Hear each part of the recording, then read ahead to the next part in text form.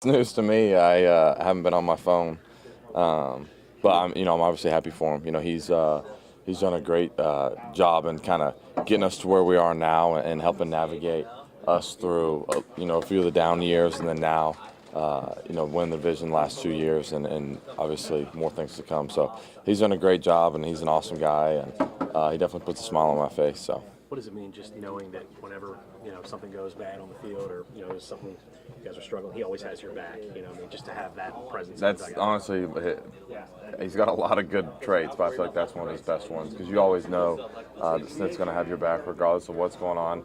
And sometimes even if you're wrong, he's going to have your back because he's so loyal to his guys, and that's just his MO and something that is kind of in my blood too. So I appreciate that. Look around and see some new guys in the clubhouse right now. You're freaking cool today park. What's the vibe here?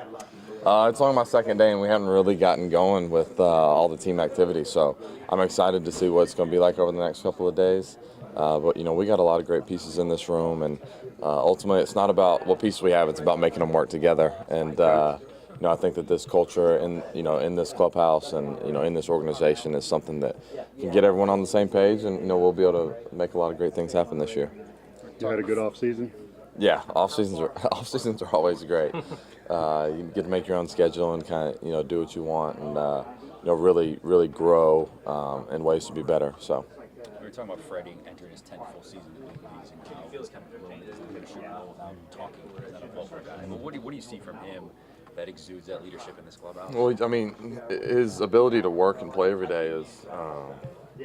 Pretty unparalleled. Like, he never wants to take a day off. He's always wanted to be in the lineup. And I would say the biggest thing is his ability to move on from good or bad things, success or failures. He's able to move past them and continue to go forward and kind of stay in that middle ground, which is where you need to be to play this game. He does that better than anyone that I've met.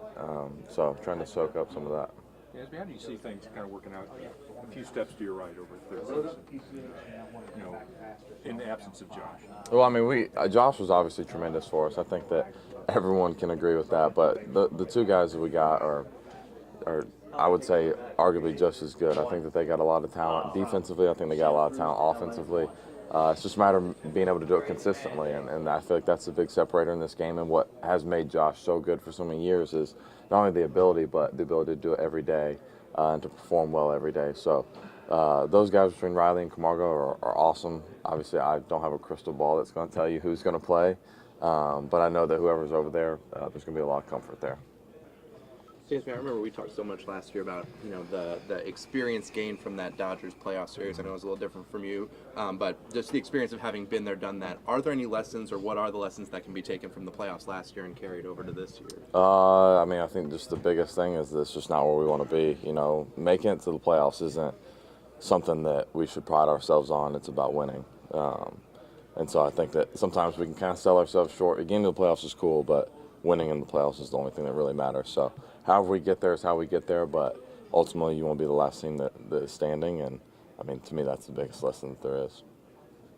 Big part of that, if you guys can do it again this year, is Ronald. I don't know if you got to see him in the cage yet at all yesterday, but how good can he be? I don't know if he takes that next step. He's already taken a lot of. Yeah, I mean, I think y'all can answer that. I don't even need to answer that. He's obviously a tremendous talent, and his biggest challenge is just going to be the mental piece and being able to stay within himself and continue to grow and continue to do things that are going to help him become the best player that he can be, but also what he can do to help us be the best team we can be, which he will. He's got a great circle around him, from Ozzie and some of the older guys here. So not really worried about that, but that's always, I feel like, the biggest challenge when you're successful at such a young age, but he's going to handle it great. I know that. Thanks.